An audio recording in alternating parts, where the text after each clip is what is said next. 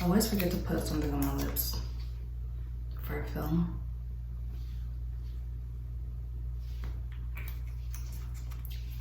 Okay.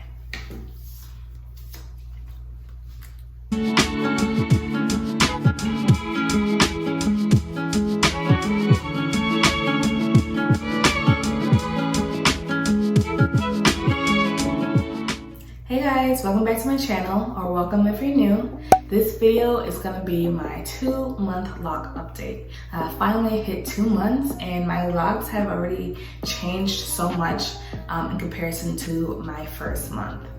So if you're new here, make sure to hit that subscribe button. It's free to support me. I am really close to 400 subscribers. I'm only a couple off, so I would really like to hit 400 subscribers or more by the end of this month. So it'll be really great if I hit that milestone. Also, I want to take the time out to shout out Lucy Blake. I'll put her YouTube name right here.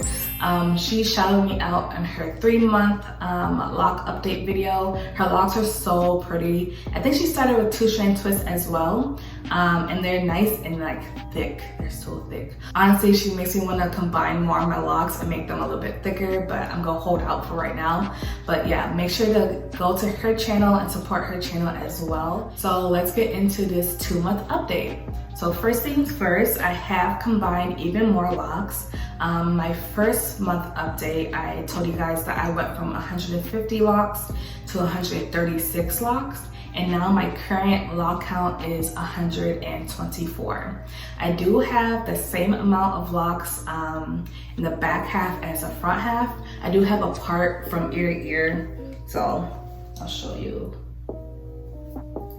So it's not exactly half, I would think, I don't know. But like from ear to ear, I have a part.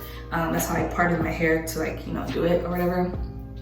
But right now I do have the same amount of locks in the back as the front. So the back and the front both have 62 locks for a total of 124 locks. I can't exactly remember the locks that I did combine. Like I'm not gonna be able to point out ones that I combined for you guys, but I know for sure that I combined one in the back. So let me try to find. I can't remember if I combined this one during month 1 or this month. I think I combined it this month, but let me show you. I'm expecting this one to be like really nice and fat in the future. So yeah, that one is combined. I think I combined a couple in that row actually. I combined a decent amount in the back just because they were like really small. I had some weird things going on with those locks in the back. I can't remember if I said this in my first month or not, but some of the ones in the back, like the root, when I would interlock it or just like feel it, the root would be like super tight to the feeling where it feels like plastic almost, which is like really weird to say, but it was so like hard feeling. I don't know what was going on. It was like 2 locks in the back and they were small, so I just kind of combed those out and then like split them in half and combined it with the locks that were neighboring it. So I still have my rows that are, you know, still in rows there. I didn't combine anything like above or below in the rows. I just made sure to combine within the row so that my rows and parting is still pretty like decent and everything. But yeah, that's not exactly the case for the front of my hair. So some of them are a little off in the front now, but the back is still kind of normal.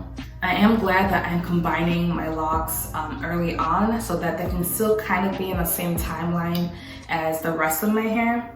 I am thinking about combining these two, not these two together because I still want my middle part, but this one was behind it and then this one behind this one.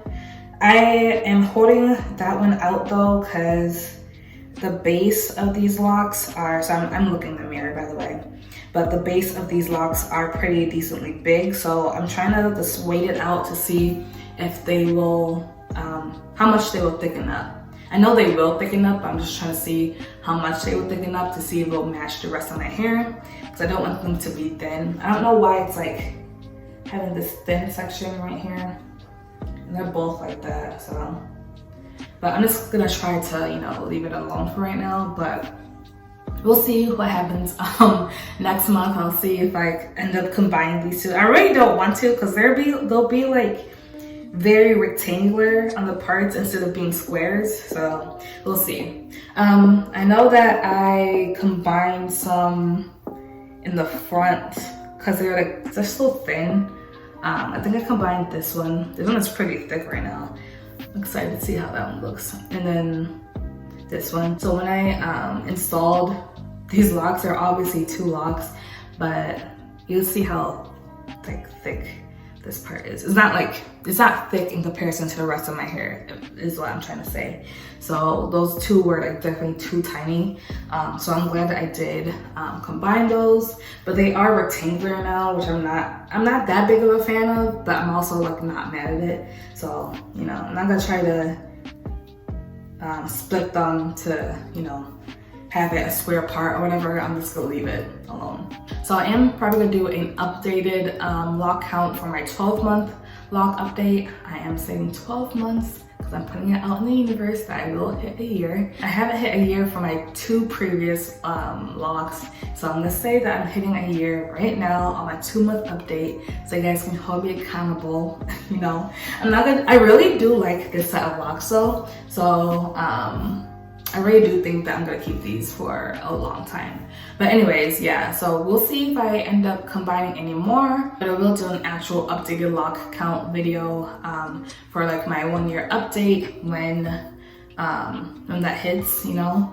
But I don't know if I'm gonna be combining any more, so we'll see how my hair progresses to see if I need to combine any more in the first place.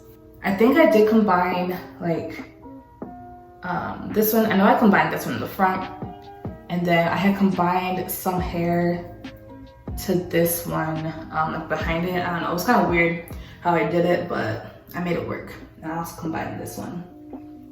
So yeah, I'm really liking how my hair is looking right now. I'm liking the thickness of it and everything. So hopefully I don't have to combine any more, but we'll see what happens. So some other things that I have done to my locks, I have cut the ends of this lock here, and of this lock here.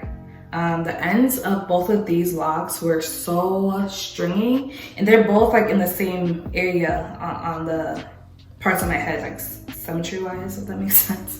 So they were both having the same issue of being like super stringy after this part, you know. So they used to be as long as these locks here, but I cut them. So I didn't save the part that I cut or anything. I wasn't gonna try to crochet it into the base, or you know, this part of my lock, because this part was already thick.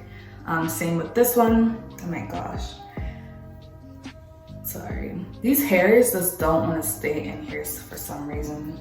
I also have been crocheting, making sure to crochet my like edges kind of into these locks, because my edges are really soft and they slip out when I interlock. So far this one hasn't had any issues with like the edges coming out. Actually, I crocheted them in there, but this one has been giving me more trouble. So I've been trying to crochet the you know, the loose hairs back into this lock, but we'll see how this one progresses. So another thing is that I have been getting little bulbs at the end of my hair. Let's see right here. I did have way more, but some of them like kind of fell out as I was like playing with my hair or something. And I know I had like a big one up here in the front region, but it came out when I was interlocking my hair recently. So I was like, whatever, it just fell out or whatever. But I know that these little bulbs mean that, I think I have another one like right here too. I know those little bulbs mean that the end of your lock is trying to like seal or something like that. That's what I heard. So I'm not trying to, you know, you're not supposed to pick at it or cut them off or anything. So I'm trying to let them, you know, do what they do, but they are kind of annoying. So I'm just trying to like, you know, push it back into my hair so they're not like the stringy everywhere. So my wash day routine is still the same. I'm still washing my hair every week. I do have my wash day routine up on my channel right now, so I'll put them up here so you guys can watch it after this video.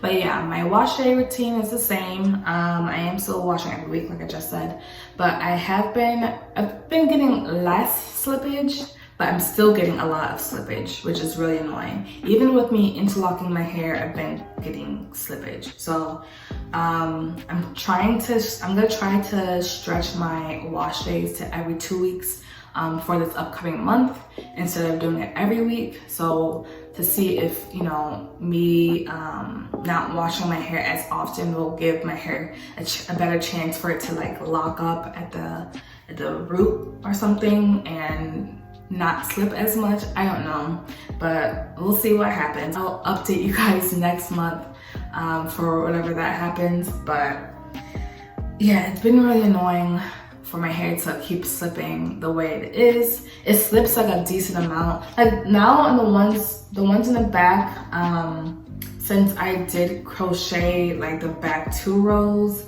I'm not getting as much slippage back there. But I know a couple weeks ago on my wash day, this lock just totally came undone, so I had to restart that one. I think I had some other locks like in the middle that I had to restart recently. So yeah, it's been really annoying that I have to keep on like restarting. Well, I didn't have to restart too many locks. I do still have to keep making sure that they're like established. So I feel like I've been interlocking my hair or like manipulating my hair too much.